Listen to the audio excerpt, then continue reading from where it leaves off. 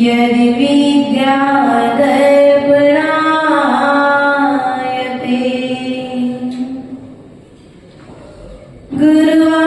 गुरुवापान्तिनो नित्यं जानदर्शननायका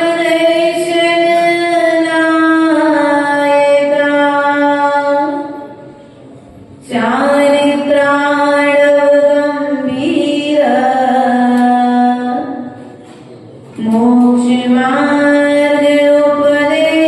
मोक्षमार्गोपदेशिका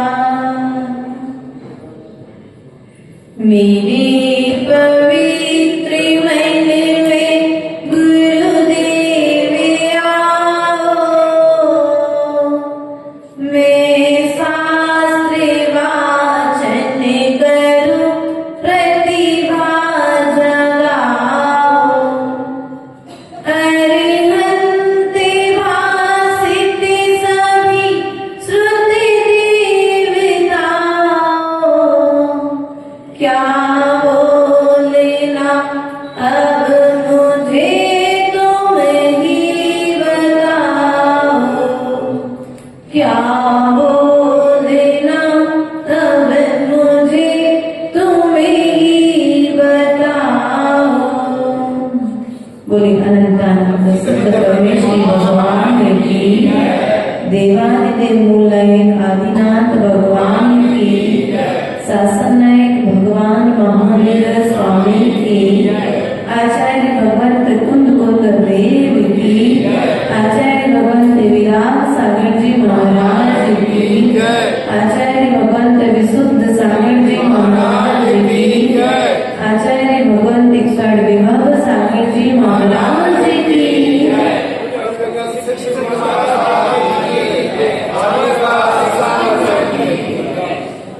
प्रिय बंधुओं, आज तक हम सभी ने मेरी भावना के माध्यम से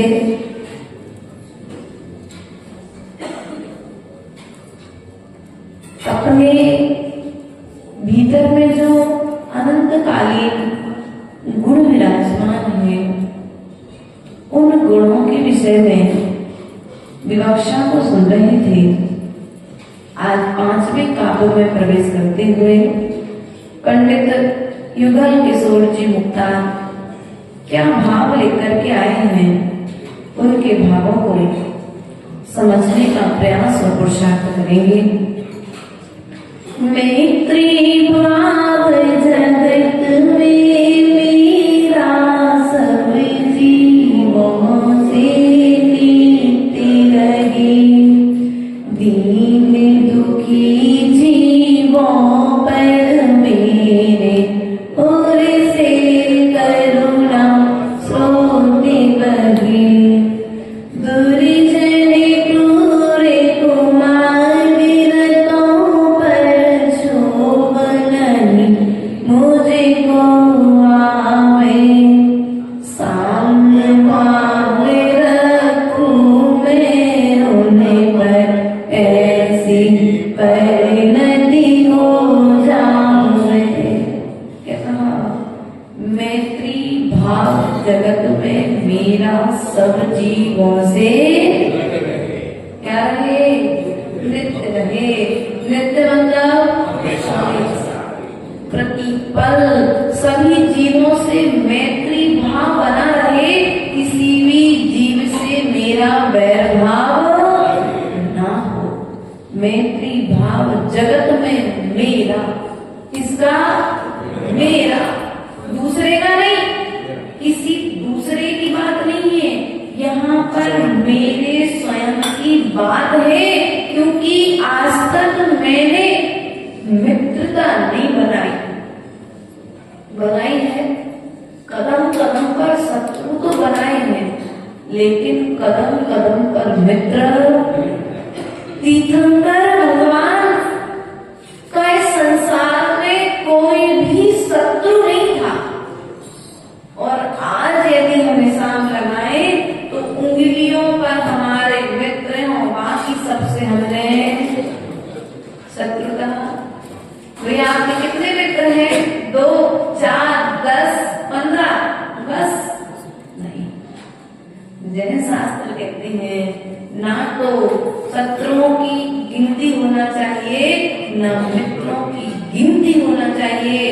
तुम्हारे जीवन में तुम्हारा इस पृथ्वी पर रहने वाला प्रत्येक प्राणी तुम्हारा मित्र होना चाहिए। और मित्रता का भाव कहाँ से स्थापित होता है?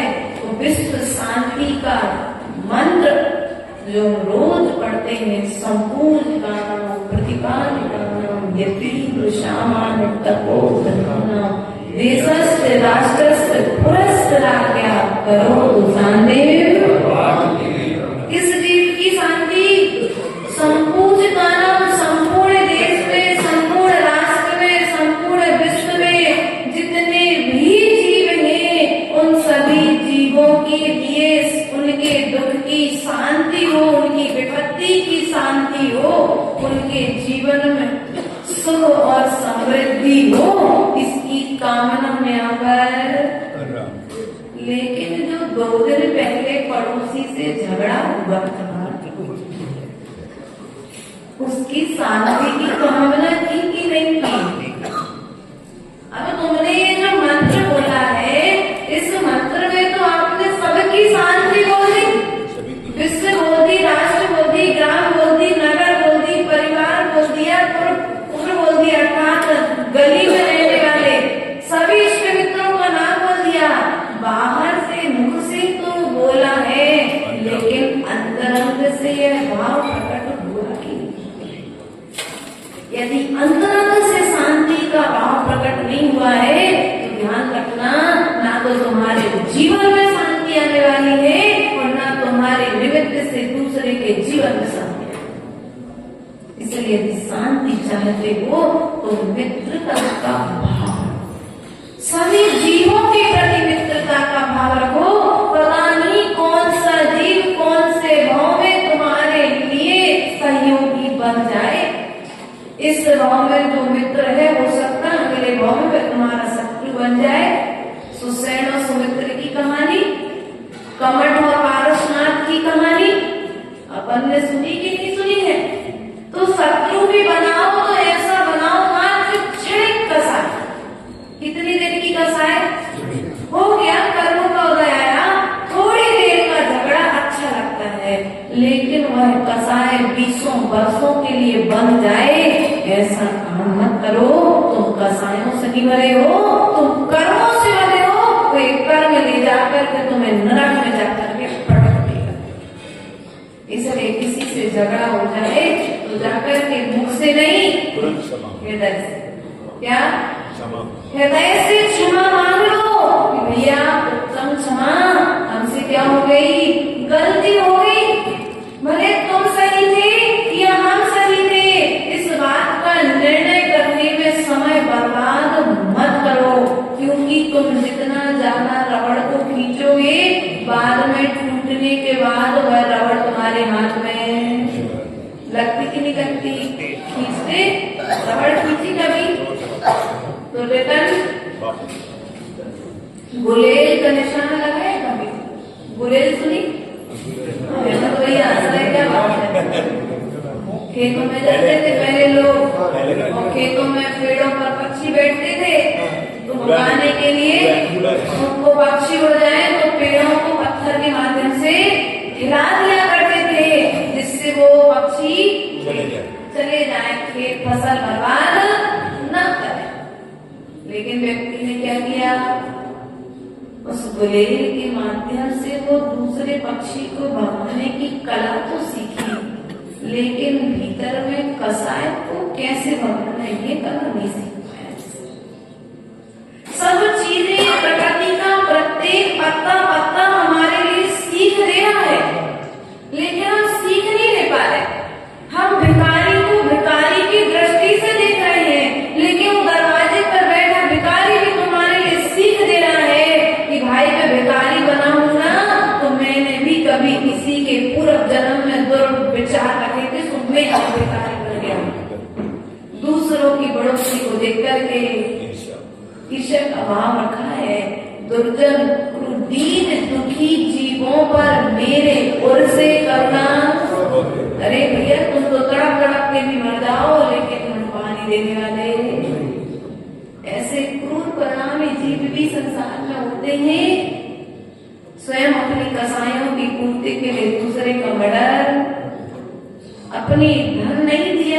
सामने वाले ने उधार ले लिया था, गुंजाइश नहीं थी, चलो कोई बात नहीं भैया, कम से कम जिंदा तो हो ना।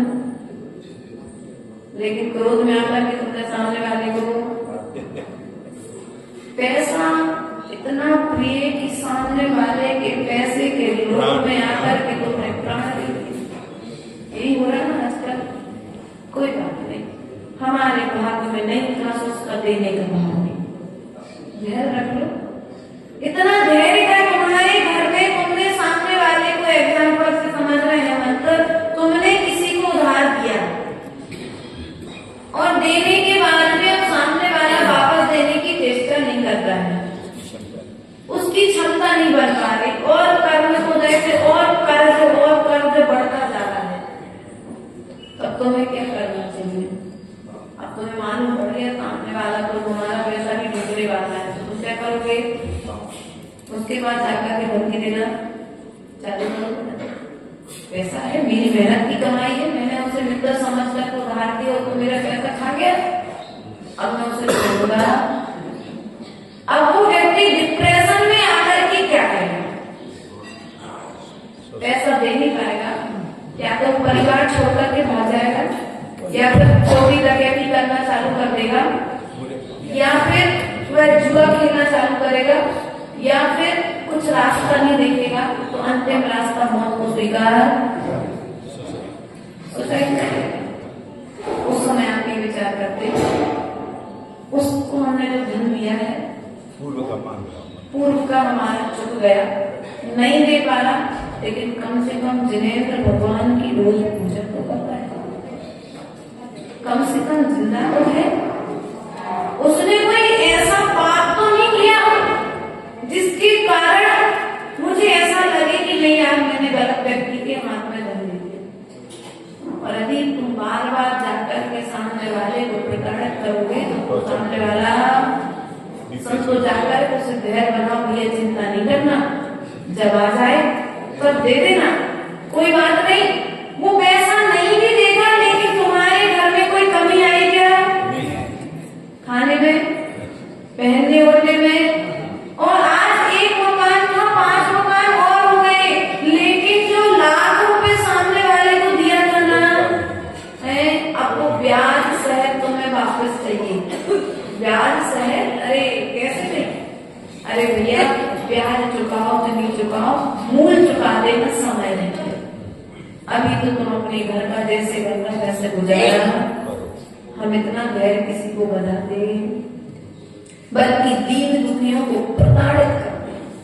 आज मनुष्य की स्थिति ये है, व्यक्ति तन से प्रताड़ित नहीं करता है, व्यक्ति मन से प्रताड़ित नहीं करता है, व्यक्ति उसे मानसिक रूप से प्रताड़ित करता है। और जब व्यक्ति मानसिक रूप से प्रताड़ित होता है तो फिर वह अंत में कुछ सोच नहीं समझ नहीं पाता है और गलत कदम उठाना प्रारंभ। जो बच्चा कभी व्यसन नहीं करता था, जो बच्चा कभी गलत कार्य नहीं करता था, जो बच्चा कभी गलत संगत में नहीं बैठता था, लेकिन वो बच्चा क्या करेगा? अब पाप कर्म का उदय हम कहते हमारे समाज में किसी का भी आ जाए, उसे धैर्य बनाना चाहिए, ना कि उसे दीनहीन दृष्टि से देखना चाहिए। जो मंदिर में बोली लेते हैं उनको तो हम बड़ी ऊंची निगाह करके देखते हैं, लेकिन जो बोली नहीं ले पाते हैं उनके लिए दीनहीन दृष्टि से देखते हैं क्या? नहीं, हमें उसे दीनहीन दृष्टि से नहीं देखना है। ये तो विचार करो कि चलो भगवान की कृपा से उसके घर में खाने के लिए रोटी तो है, उसे किसी के दरवाजे पर मांगने तो नहीं जाना पड़ता है। ऐसा विचार कर पाते क्या हम लोग? इसलिए दीन दुखी जीवों को देख करके भीतर में करुणा का भाव आना चाहिए कि देखो इस जीव ने पूरा जन्म में पाप कर्म किया था, सो आज ये जीव इस पाप कर्म को भोग रहा है, और मैं इसे यदि आज दीन दृष्टि से देखूंगा तो कल यही सब कुछ मुझे भोगना, कल मेरी भी स्थिति ऐसी होने वाली। इसलिए कभी किसी को दीन दृष्टि से, हीन दृष्टि से नहीं, भैया हम नहीं जाते गरीबों के घर में, तुम चले जाना, ध्यान रखना। अमीर के घर में जाओ ना तो 11,000 का लिफाफा में लेके जाओगे ना, फिर भी तुम्हें कोई कदर नहीं होगी। और गरीब के घर में 1100 का लिफाफा लेके जाओगे ना, वो कहेगा भैया सेठ साहब आए थे, ये 1100 रुपए लेके गए हैं। अब जब तुम्हारे घर पर वो गरीब आएगा ना तो तुम 1100 लेके आए थे ना, वो 2100 लेकर के आएगा। वो इतना खुश होता है।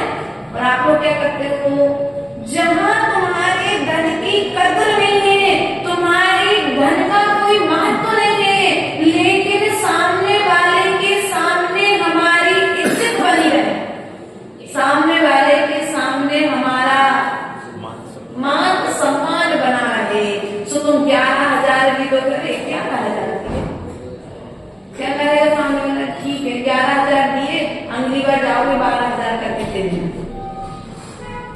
व्यक्ति जहाँ तुम्हारी कदर नहीं है वहां पर तुम दान बढ़ के दान देते हो, और जहाँ पर तुम्हारी कदर है वहां पर तुम्हारा दिल छोटा, मान सम्मान देता। जहाँ तुम्हारी जरूरत है, इसलिए ध्यान रखना, जब जिसको तुम्हारी धन की जरूरत लगे, यदि उस समय सामने वाले की तुम मदद करोगे तो वो सामने वाला जीवन भर तुम्हारे गुणों को गाएगा। और यदि तुमने जरूरत पड़ने पर उससे मदद नहीं की तो फिर बाद में वो कहेगा भैया जब हमें जरूरत थी ना तो पूरी समाज ने मुख मोड़ लिया था, और हम क्या रहे उस समाज में, क्या उस समाज के लोगों के बीच में बैठे? नहीं, हमारी मित्रता तो वही है कि हम सबल हैं ना आज, तो निर्बल की मदद। तिजोरी में रखने से धन बढ़ने वाला नहीं है, तिजोरी में जितना धन रखेगा रखा रहेगा, उतने दिन तक उस धन के प्रति तुम्हारा मोह बढ़ता रहेगा। और तिजोरी में रखा धन एक दिन तुम्हारे लिए उसी धन के लोभ में जाकर के उस धन पर पिंडी बना करके बैठा गलत कर दिया क्या? अरे बड़े पापा जी देखने लगे, तो डर कुछ गलत करा के भैया? पिंडी बना करके कौन बैठेगा घर में? सांप अंदर की कौन घूमेगा? अरे मैं खूब सांप निकलते, भैया कोई चमत्कार नहीं हो रहा है, वो पूर्वज ही जिन्होंने घर में छुपा करके रखा था, तो अब सुरक्षा करके तुम्हारे घर में वो देखने आ रहे कि बेटा निकाल पाया कि नहीं निकाल पाया। और बेटा आराम से अगर सजीवन मनुष्य रूप में आए तो हाथ जोड़ ले, लेकिन अब सांप रूप में आए तो बेटा भी पकड़ने वाले को बुलाकर बढ़ते बाहर। इसलिए जीते जी अपने धन का सदुपयोग कर लेना, वरना धन की गतियां 3, दान भोग और या तो दान कर लो या भोग कर लो, या फिर भविष्य में जाकर के वो धन नाश होने वाला है। लेकिन तुमने जो दान किया है वही दान का फल तुम्हारे साथ में जाने वाला है, और कुछ तुम्हारे साथ में जाने वाला भैया।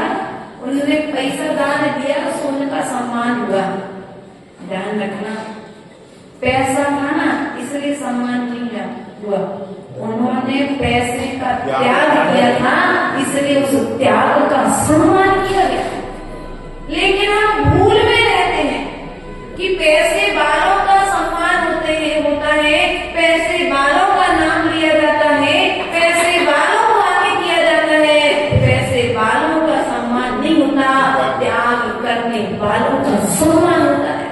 और हमें इसी श्रवण संस्कृति में जन्म मिला है, ऐसे श्रवणों के बीच में रहने का अवसर मिला है। इसलिए प्रिय बंधुओं, दीन दुखी जीवों पर मेरे गुण से करुणा स्रोत बहे। कैसे? जैसे नदी से जल बहता है ना, ऐसे दीन दुखी जीवों को देख करके तत्काल में हृदय में संकुचित नहीं होना चाहिए, हृदय संकुचित नहीं होना चाहिए, मुख मलान नहीं होना चाहिए, मुख पर रेखाएं नहीं खींचना चाहिए, सामने वाले को देख करके मुख उतरना नहीं चाहिए, मुख की प्रभा कम नहीं होना चाहिए, दूसरों की बढ़ोतरी को देख करके चेहरे पर प्रफुल्लता आना चाहिए। देखो सामने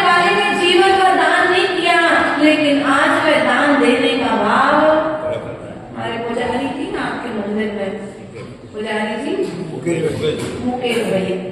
वो आए बोले माता जी मैं एक नियम लेना चाहता हूँ। क्या? बोले माता जी मैं एक नियम लेना चाहता हूँ। वो नियम है मैं रोज 5 रुपए मंदिर के लिए जमा।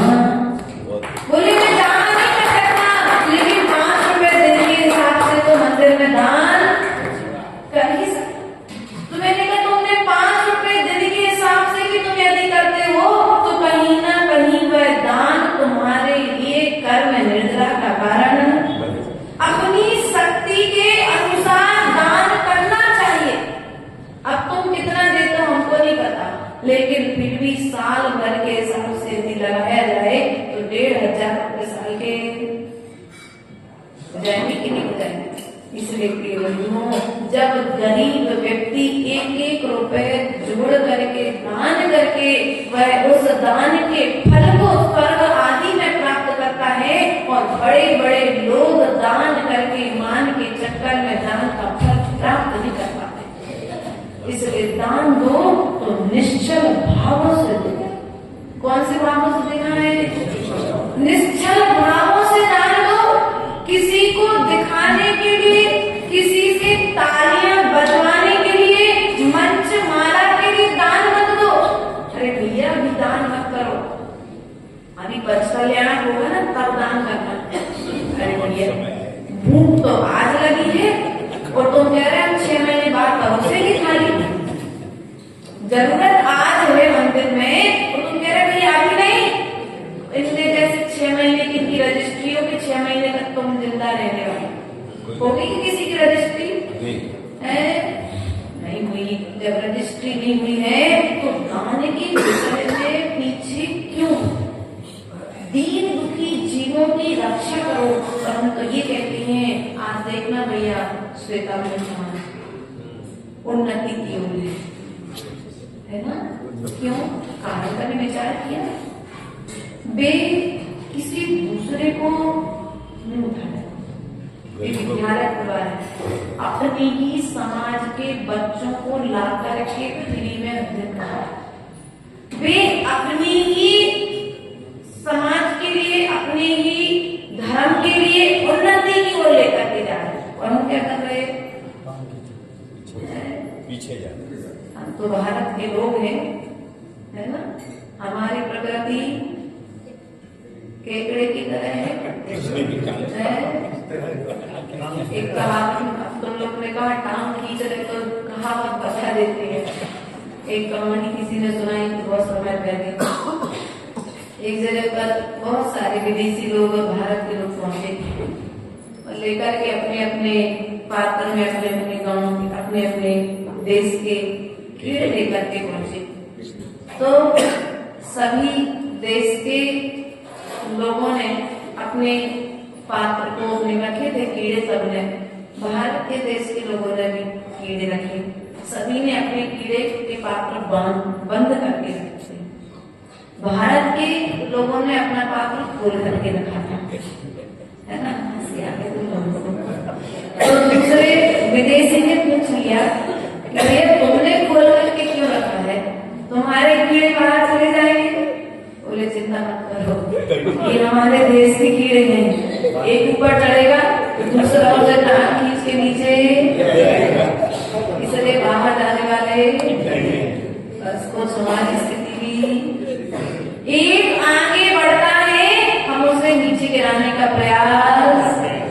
इसलिए कहते हैं ना कि कीड़े हैं अपन, एक दूसरे का मान सम्मान देख नहीं सकते हैं। तुम दूसरे के सम्मान में आज तालियां बजाओगे तो कल दूसरा तुम्हारे सम्मान में भी तालियां बजाएगा। तुम दूसरे के लिए धन्यवाद दोगे तो कल दूसरा तुम्हारे लिए भी धन्यवाद देगा। तुम सामने वाले की मदद करोगे तो दूसरा कल तुम्हारी भी मदद। हम तो कहते तुम सामने वाले की मदद करोगे तो तुम्हारे जीवन में कभी ऐसा दिन ही नहीं आएगा कि तुम्हें किसी से मदद देंगे। ये सिद्धांत है, इसे स्वीकार करना पड़ेगा, क्योंकि जो जैसा देता है उसे भविष्य में वैसा फल भरना पड़ता है, भोगना पड़ता है। दुर्जन क्रूर कुमार विगतों पर क्षोभ नहीं। कोई कितना भी दुर्जन हो भैया, हमारा स्वभाव दुर्जन लेकिन हम क्या करते हैं, दुर्जन के साथ में दुर्जन बन जाती है। दुर्जन ने हमारे साथ सामने वाले ने बुरा किया है ना आसिफ भैया, तो हम उसके साथ में भी बुरा, हमारा स्वभाव नहीं है। देखो आज साधुओं के साथ में देखो, लोगों में कहीं दूसरी जगह सीखने के लिए नहीं जाता है। हमारे ग्रंथों में जो साधुओं की महिमा लिखी है, कोई साधु को गाली आकर के दे रहा है, कोई साधु को चौका नहीं लगा रहा है, कोई साधु का व्यवहार नहीं करा रहा है, कोई साधु से प्रवचन के लिए निवेदन नहीं कर रहा है, नाना तरह की विपरीत परिस्थितियां बन रही है, लेकिन फिर भी साधु समाज से कुछ कह रहा है क्या? तुम दुर्जन बन जाओ, लेकिन मैं दुर्जन बनने वाला मेरा स्वभाव ही नहीं है। आचार्य गुरुदेव तो ये कहते हैं, बेटा कोई आ जाए व्यवहार कराने तो अच्छी बात, नहीं आ जाए तो और अच्छी बात, क्योंकि अपन ने दीक्षा इनके पूछ करके नहीं है, अपन ने दीक्षा अपने कल्याण के लिए, और यदि जितनी जितनी अपेक्षापन रखेंगे उतना उतना दुख हमारा बढ़ेगा। इसलिए कभी भी समाज में रह करके किसी भी समाज के श्रावक से किसी भी तरह की अपेक्षा नहीं रखना। अरे बसंत भैया रोज आ रहे थे हमारी प्रवचन सभा में, अब बसंत भैया को हमारा पूरी व्यवस्था आगे तक की, अब मन में मानसिकता बन गई, खूब 4 महीने प्रेम दिया, और जैसे ही व्यवहार हुआ बसंत भैया अपने घर, महाराज जी अपने रास्ते में, देखने के लिए नहीं आए। अब महाराज को भीतर में क्या होगा, ध्यान रखना, स्थिति नहीं। अगर हम अपेक्षा रखते तो दुख होता, और अपेक्षा नहीं रखी ना तो दुख होने वाला, ऐसा नहीं होना चाहिए। हमें अपने स्वभाव को बदलना है। साधु तो अपने स्वभाव में रहेगा, लेकिन साधु यदि अपने कर्तव्य का निर्वहन नहीं करेगा तो धर्म का निर्वहन भी भविष्य में होने वाला, आज वर्तमान में जो दिख रहा है वो भविष्य में फिर दिखने वाला। आज बच्चे मोक्ष मार्ग पर बढ़ने से डरते हैं, बोले माता जी समाज के लोग चौके नहीं लगाते। मैंने कहा बेटा चौका लगवाने के लिए दीक्षा लेना है क्या? लोग व्यवहार कराने नहीं आते, बोले व्यवहार कराने के लिए दीक्षा लेना है क्या? अपन को व्यवहार करने के लिए दीक्षा लेना है, कोई आए या ना आए, लेकिन उसके लिए आपको यही हम आपसे कहेंगे, कभी भी कोई साधु आए, कभी भी कोई साधु तुम्हारे नगर में आए तो एक स्थान से दूसरे स्थान तक छोड़ना समाज का कर्तव्य है। और कई समाजों में देखने में आता है, पहले तो समाज व्यवहार कराने जाती नहीं है, और जब रास्ते में कोई दुर्घटना घट जाती है तो थाने में धरना धर के अरे भैया धरना पड़े तो उसके पहले तुम साधु को किस स्थान से दूसरे स्थान अच्छे से रखाओ। लेकिन हम उस समय अपने कर्तव्यों को भूल जाते हो, फिर बाद में सरकार पर आक्षेप लगाते भी नहीं लगाते। इसलिए प्रिय बंधुओं, दुर्जन लोगों को देखकर के जैसे संता का भाव हमारे साधु जन रखते हैं, कोई गाली दे देता है, कोई अपशब्द कह देता है, कोई रास्ते में चलते कह देता है, देखो इनको कपड़े पहनने नहीं मिले इसलिए ऐसे घूम रहे हैं, लेकिन हमारे साधु उनसे अपशब्द दुर्जन लोग याद है हमको। सब शिखर जी का व्यवहार चल रहा था, 2016 की घटना है, अक्षर गुरुदेव के साथ में। ये जनवरी से फरवरी का माह था। व्यवहार करते करते हम लोग गाँव में पहुंचे, जैन समाज नहीं थी। एक श्रावक ने अपनी दुकानें खोलनी बनी, नई दुकानें बनी थी, उसने कहा बाबू यहाँ रुक जाएंगे। सरकारी स्कूल खुला, वहां पर आहारचर्या चौका लगा लिया हम लोगों ने। चौका लगाने के पश्चात आहार भी हो गया, और एक गांव का शराबी व्यक्ति आया, और बस वो तो अपने धुन में, ये नांगा बाबा को हमारे गांव में रुकने के लिए किस्मत दिया। मेरा गांव को छोड़ के अभी वो तो अड़ गया भैया, नाना तरह की गालियां, महाराज को बोले तो सामने करो, उसकी प्रकृति को अपने होश में नहीं है। और एक को लेकर के 2-4 शराबी और इकट्ठे हो गए। अब जैसे जैसे हम लोगों ने चौका किया, भोजन करने के पश्चात में महाराज की सामायिक हुई, और 2-4 कर्मचारी जिन्होंने कहा बर्तन तुम तो आगे स्टाफ पे मांझना, जैसा है वैसा सामान भरो आगे, क्योंकि पता नहीं अंदर गांव के लोगों की 4 लोग जब इस प्रकार के दिख रहा है, पूरा गांव ही यदि इसी तरीके का हुआ तो क्या होगा, कोई दुर्घटना ना घट जाए। और उस व्यक्ति ने लगभग 4 से 5 किलोमीटर तक गाड़ी से पीछा किया, गाड़ी की तरह। और महाराज उस उपसर्ग को सहन करते हुए 10 से 12 किलोमीटर उनसे चल करके अपने अगले गंतव्य की ओर पहुंचे। तो वहां पहुंचने पर भी रात को कुछ लोग इकट्ठे हो गए, बोले यहाँ क्यों रुक रही, यहाँ नहीं रुक सकते। फिर आजू बाजू में रांची समाज और जयसिंहपुर समाज आदि थी, जसपुर समाज, वहां संदेश किया, फिर समाज के लोग वहां पर आए, पुलिस चौकी वगैरह आई। रात भर जब पुलिस वहां पर खड़ी रही तब रात निकली और सुबह होते ही संजय ने फिर। इसलिए ऐसे उपसर्ग होने पर भी साधु अपने स्वभाव से विचलित नहीं होते। ये साक्षात देखी घटनाएं हैं।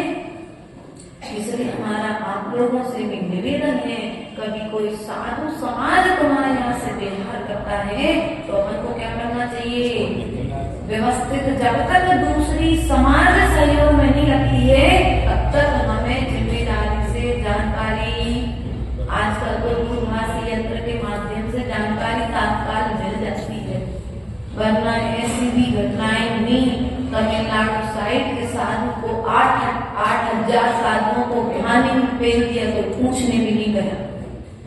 घानी देखिए तेल रोने वाली मशीन, ऐसी मशीनों में पेल कर, लेकिन साधु ने सिखाया कर, साधु किससे कहने जाएगा भैया, संता ही हमारा धन है।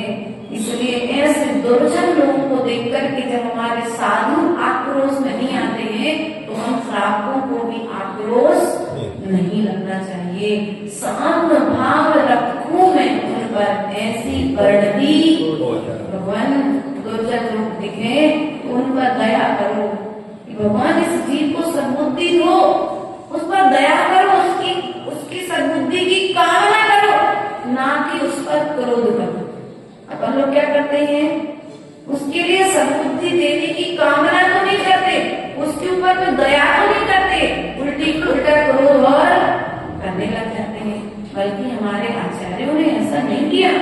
देखो शांति सागर महाराज पर उपसर्ग आया है, सन्मति सागर पर जी पर उपसर्ग आया, आचार्य भगवान कविमल सागर जी पर उपसर्ग आया, किन किस किस रूप में उपसर्ग सहन नहीं किए, लेकिन कभी शिकायत नहीं। और आज हम क्या करते हैं, सेवा कम और शिकायत, हम सेवा नहीं करते और शिकायत की लिस्ट लेकर के, तुम पहले सेवक बनो, शिकायतें अपने आप समाप्त हो जाएंगे। किनकी सेवक बनना है, देव शास्त्र और गुरु के सच्चे सेवक तो बनो।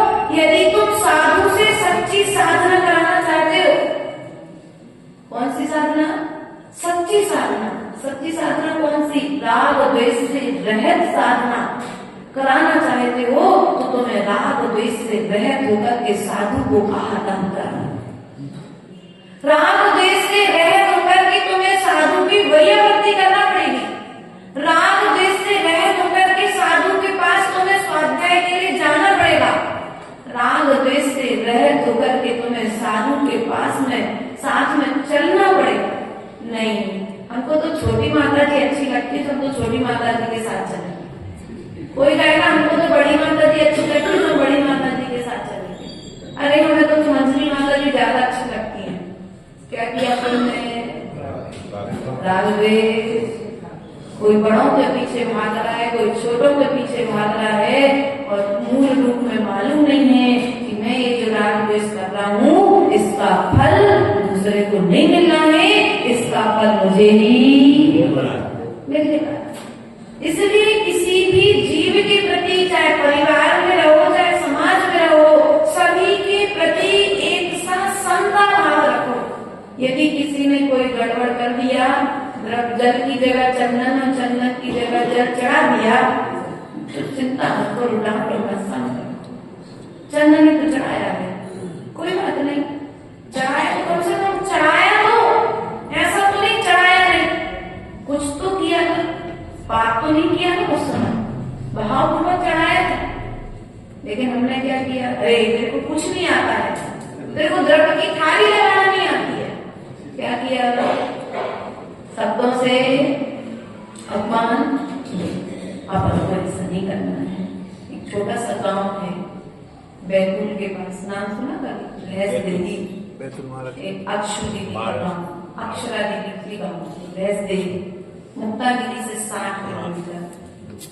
जब हम लोग वहां पर पहुंचे 2024 की जनवरी 23 में हम लोग ने व्यवहार किया, उनकी माता जी की दीक्षा के बाद दिसंबर में हम लोग मुक्तागिरी पहुंचे, और मुक्तागिरी के पश्चात में 8 जनवरी को हम लोगों ने मुक्तागिरी से व्यवहार किया, 8 जनवरी 2024 में, और लगभग 11-12 तारीख तक हम लोग वैदेही पहुंचे। और जैसे वैदेही पहुंचे तो हम लोग ने उस वैदेही की स्थिति देखी, लोग मंदिर के नाम पर डरते थे, भगवान के नाम पर डरते थे। बसंत भैया बड़ा सौभाग्यशाली माना काका कार्तिका का अपने आप को, इसलिए माना कि आपने इस उम्र में भगवान को उठा लिया, और इस उम्र के पहले आपने बहुत छोटी उम्र में भगवान को स्पर्श कर लिया। उस गांव में ऐसे लोग मिले जिन्होंने 40 साल से भगवान को स्पर्श भी नहीं किया। हम लोगों ने कहा भैया आपको इस भगवान का प्रक्षालन पूजन करना चाहिए, बोले माता जी डर लगता भगवान को उठाने में। हमने कहा संतान को उठाने में डर नहीं लगता, भगवान को उठाने में डर लगता है। माता जी के भैया जी के बालक में चाहे विश्व में हाथ आ रहे थे, दीक्षा के बाद का पहला विहार था, तो फिर उन्होंने उन लोगों को प्रेरणा भरी, और प्रेरणा ऐसी भरी कि वो समकालीन मुक्तागिरी के पार्श्वनाथ और भैंसदेही के पार्श्वनाथ की प्रशस्ति एक समकालीन प्रतिष्ठित 1400 वर्ष लगभग प्राचीन प्रतिमा पार्श्वनाथ प्रभु की। और आज वहां पर अतिशय ये हुआ कि जहां पर लोग भगवान को उठाने से डरते थे, वे लोग रोज अभिषेक करते थे। इसलिए प्रेरणाएं ऐसी करो कि लोग धर्म करना प्रारंभ करते, धर्म से छूट ना जाए, धर्म से टूट ना जाए, धर्म की महिमा तो बताओ, प्रभाव अपना नहीं जमाना है, तुम धर्म का प्रभाव जमाने का प्रयास करो। जहां वो बोरिंग के पानी से, हैंडपंप के पानी से अभिषेक करते थे, क्या नहीं था, 2 लोग आए, हैंडपंप का पानी भरा, भगवान का अभिषेक किया और अपने चले गए। 12-1 बजे तक मंदिर में लोग आ रहे हैं।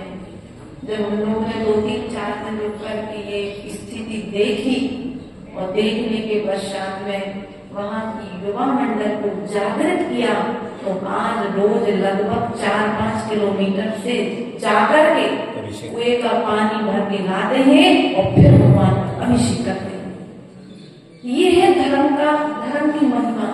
उन्हें हतोत्साहित नहीं किया, उन्हें दीनहीन दृष्टि से नहीं देखा, रे तुम लोग तो बिल्कुल पागल हो, इतनी अकल नहीं है, ये शब्द नहीं बोले, नहीं भैया, अभी तक जो करते आए वो अपन को नहीं करना है। देखो तुमने हैंडपंप से पानी भरा, उसमें बेचारी तो हुई नहीं, क्योंकि खींचते समय ही जीव मर गए, तो काय की बेचारी होगी, कहाँ बेचारी पहुंचाओगे। तो वहां पर लोग जागृत हुए, और जागृति का फल ये बना, 1 साल तक उन्होंने पहले तो सिद्ध चक्र विधान किया फरवरी में, हम लोग निकल के बिहार कर गए, बिहार करने के बाद फिर रिटर्न गए, तो फिर रिटर्न बुलाया, बोले माता जी विधान करना है। हमने कहा सिद्ध चक्र विधान करोगे तुम्हारे सब काम बन जाएंगे। तो 3 लोग कहीं से प्रतिष्ठा करके मंदिर में 3 प्रतिमाएं लेकर के आ रहे थे, रविंद्र जी और नखाते परिवार, कुछ ऐसे भैया लोग थे। हमने कहा ये प्रतिष्ठा तुम अपने गाँव में करो ना, तुम दूसरे के घर में पैसे देकर के तुम वहां पर भोजन करने जाओगे, और जबकि तुम लोगों में ताकत है कि तुम अपने घर में स्वयं पंगत लगा सकते हो, क्यों जाना पड़े। भगवान की प्रतिष्ठा को कम से कम एक बार जीवन काल में अपने जीते जी लोगों को प्रेरणाएं भरी, और प्रेरणाएं भरने का प्रभाव ये तो दिया जी ने भरी। हम तो ट्राई करके ज्यादा आप लोगों से भी नहीं जुड़े, इतने जुड़े हैं मंच तक। उसके बाद में भीतरी कोई लड़ाओ भैया जी ने उनको बच्चों को बुला बुला करके गीता की प्रेरणाएं बनी और भीतरी प्रेरणाओं का प्रभाव ये हुआ कि बच्चे रोज कुएं से ला करके अभिषेक करते हैं। और जहाँ पर मंदिर बना था, ये तो तुम्हारा बहुत बड़ा मंदिर है, इस हाल के 4 पार्ट कर दो, इतनी छोटी जगह, उसी जगह को उन्होंने व्यवस्थित बना करके 3 मंजिला पत्थर का मंदिर खड़ा कर दिया। पत्थर चिपकाने वाली जो व्यवस्था होती है ना, पत्थर चिपकने वाले होते हैं, वो पत्थर बुलवा करके उन बच्चों ने 3 मंजिल का मंदिर खड़ा कर दिया। और आचार्य गुरुदेव के सानिध्य में पिछले साल 30 मार्च से लगभग 30-31 मार्च से इन्हीं दिनों 108 प्रतिमाओं की पंचकल्याण प्रतिष्ठा महोत्सव। और जहाँ भी 3 बिच्छी को चौका लगाने से डर रहे थे, और उस पंचकल्याण प्रतिष्ठा में लगभग 35 बिच्छियों का सानिध्य प्राप्त हुआ। उस साल यदि दीकर में भर दिया जाए, माता जी कौन करेगा इतनी व्यवस्था? तुम चिंता मत करो, साधु आएगा, साधु अपना भाग्य लेकर के आएगा, उसकी व्यवस्थाएं अपने आप। तुम क्यों करता बनते हो? तुम्हें करता बनने की जरूरत नहीं है। ऐसा अतिशयों से भरा, अभी कुछ दिन पहले चातुर्मास के मध्य में जो पंचकल्याण प्रतिष्ठा हुई थी, 6 महीने लगभग हुए, अप्रैल में हुआ, चतुर्मास में लगभग सितंबर अक्टूबर में उन प्रतिष्ठित प्रतिमाओं का अपने आप शाम को 4:30 बजे से सुबह 4:30 बजे तक अभिषेक हुआ। अपने आप वहां पर भगवान का अभिषेक हुआ, वहां अतिशय हुआ। अर्थात ऐसे छोटे छोटे कई अतिशय वहां पर हुए हैं जो हमने साक्षात वहां पर देखे हैं। वास्तविकता में धर्म के प्रभाव से अधर्मी व्यक्ति भी धर्मात्मा बस धर्मात्मा बनाने का तरीका प्रेम पूर्वक होना चाहिए, क्रोध पूर्वक नहीं। प्रेम पूर्वक यदि तुम किसी को बदलना चाहो तो बदल सकते हो।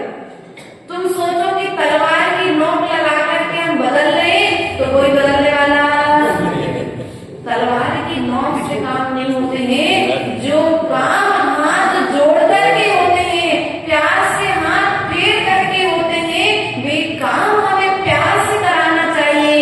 यदि हम क्रोध से कराएंगे तो बने हुए काम भी सब बिगड़ जाएंगे। ऐसा अतिशयों से भरा हुआ वह भैंसदेही गांव जो वर्तमान काल में अतिशय क्षेत्र भैंसदेही के नाम से जाना जाता है। ऐसे भैंसदेही में भी जब धर्म की महिमा गंगा बह सकती है तो ये तो हमारा बड़ौदिया गांव है। यहाँ तो धर्मात्मा लोग ही रहते हैं। हमें तो आज तक तो कहते हैं माता जी सब लोग क्रोध करते हैं, तो हमने कहा हमें तो कभी देखे ही नहीं, क्योंकि हमें देखने की फुर्सत ही नहीं मिली।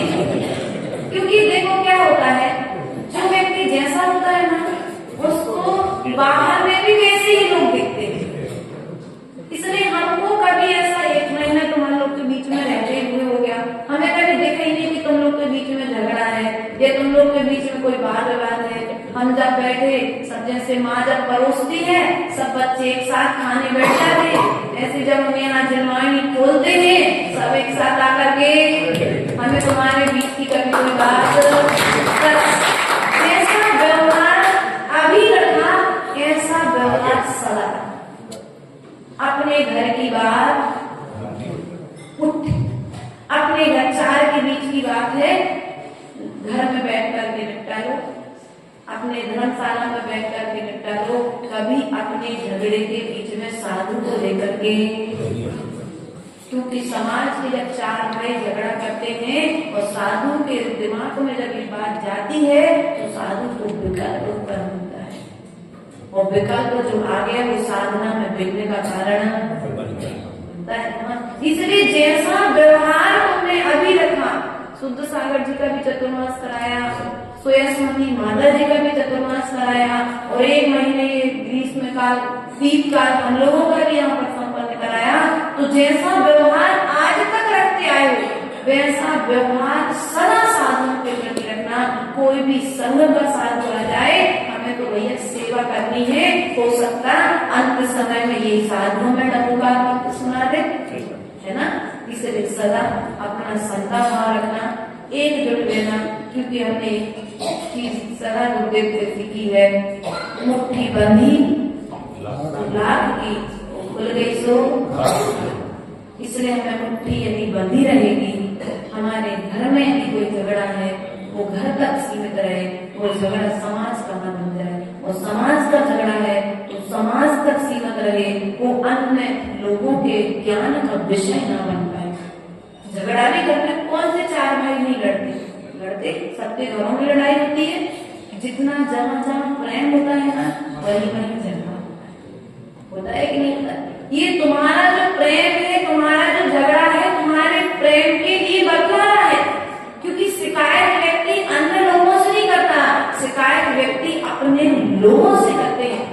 इसलिए जो तुमने आज संगठन के साथ में एक साथ बैठते हो, एक साथ उठते हो, एक साथ जाते हो, एक साथ आते हो, ये गठबंधन सदा बनाए रखना, क्योंकि हमें अभी प्रभु को अपने नए मंदिर में लेकर और सामूहिक रूप से जो तुम्हारा पुण्य का बंध होगा, वो सामूहिक रूप से किया गया पुण्य का बंध निश्चित ही तुम्हारे भविष्य में होने वाले सभी कार्यों को संपन्न। और यदि हम छिन्न भिन्न हो गए तो फिर काम बनने वाला नहीं है। ये मत सोचो, देखो उंगली 5 उंगली है, आप भले ही लिखते 2 उंगलियों से हो, तो क्या नीचे की 3 उंगलियों को कोई काम नहीं है क्या? बोलो तो। जब गाड़ी बनती है ना, तो गाड़ी में एक एक पैच पुर्जे का महत्व होता है। एक चक्का यदि हटा दिया जाए तो गाड़ी चलने वाली।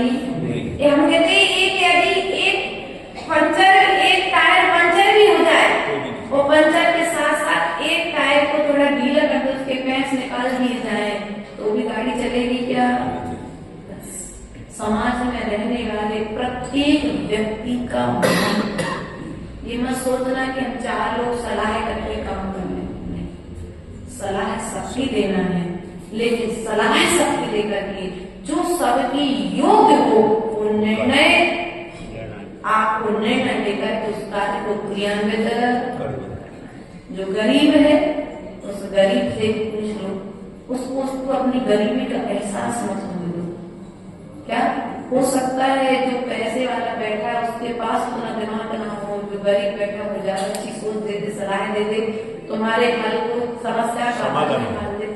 इसलिए जैसे सिद्धांत में 5 उंगलियों का महत्व है, ये 5 उंगलियां इसलिए हाथ है, वरना हमारे दीक्षा नहीं ले सकता यदि 1 उंगली कम है तो। इसलिए प्रिय बंधुओं, जैसे सिद्धांत में प्रत्येक उंगली का अपना अपना महत्व है, ऐसे ही समाज में प्रत्येक व्यक्ति का अपना अपना एक महत्व है। उसका महत्व, उसके महत्व को ध्यान में रखते हुए हम प्रत्येक कार्य को करेंगे। जैसे माला में मोती, एक मोती यदि रहेगा तो किसी के भी पैर से इधर खिसक करके गुम जाएगा, लेकिन यदि बड़ी मोती धागे में खो दिया गया है तो फिर वह मोती सुरक्षित हो गया। और ऐसे मोतियों को खो करके माला बना दी गई, और जब माला बना दी गई तो वह माला किसी के सम्मान में रहती है। इसलिए सदा अखंडता और एकता बनाए रखना, यही हमारे समाज का गौरव को बढ़ाने वाली है। और हम लोग इतने दिन आपके बीच में रहे हैं, इस बीच में रहते हुए यदि किसी को किसी भी तरह का शोक पहुंच गया हो तो हम लोगों को क्षमा कर देना। वासना आप सभी के बीच में यहाँ पर मेरी भावना की वासना हुई, आलोचना शास्त्र की वासना हुई, उसके पश्चात में श्रेणिक चरित्र की वासनाएं, 2 वासनाएं, 2 ग्रंथ यहाँ पर पूर्णता को प्राप्त हुए हैं। तो आपको जो अच्छा लगा हो तो परिवर्तन लेकर के आना, और जो अच्छा नहीं लगा हो उसे प्रभु के चरणों में छोड़ देना, क्योंकि सुधार आज नहीं आएगा, ये विश्वास है कभी ना कभी तो तुम्हें इन नीति वाक्यों पर चलना पड़ेगा, तभी जाकर के तुम्हारा जीवन फलीभूत होगा। इन्हीं भावनाओं के साथ हमारे संघ में दोनों माता की वास्तविकता में दोनों माता की कदम से कदम मिलाकर के चलते रहे। हम तो यहाँ पर प्रवचन करते थे, लेकिन प्रवचन करने के लिए मानसिक रूप से जो शांति होती है वो अपने परिवार से ही मिलती है। ये जब हमारे बीच में आपस में प्रेम रहता है तो मुख से प्रवचन निकल पाता है। यदि घर में कोई बच्चा ठीक नहीं हो तो माता माता पिता को विकल्प होते रहते हैं और फिर उतने जितने अच्छे तरीके से वो कार्य कर सकते उसको नहीं कर पाते हैं। तो हमारे माता जी भी हमारे धर्म ज्ञान में सहयोगी बनकर के सदा सेवा तत्पर रहती है। वो छोटी सी अक्षु दीदी आपके बीच में कितनी उम्र है अभी? 16 साल की है। 2 साल उसको आए हुए 2.5 साल लगभग उसको 2024 में आ गई थी संघ में। 24, 25 और 26 लग गया इन्हीं दिनों लगभग। तो छोटी सी उम्र में वो आप सबके बीच में धर्म ज्ञान करती रही यहाँ पर। तो इसलिए सभी हमारे सेवा में सहयोगी बने रहे और संघ भी सहयोगी बनाना, आप सब भी सहयोगी बने रहे। इसी तरह से सदा साधुओं की सेवा में सहयोगी बने रहना, इन्हीं भावनाओं के साथ बोले महावीर भगवान की जय।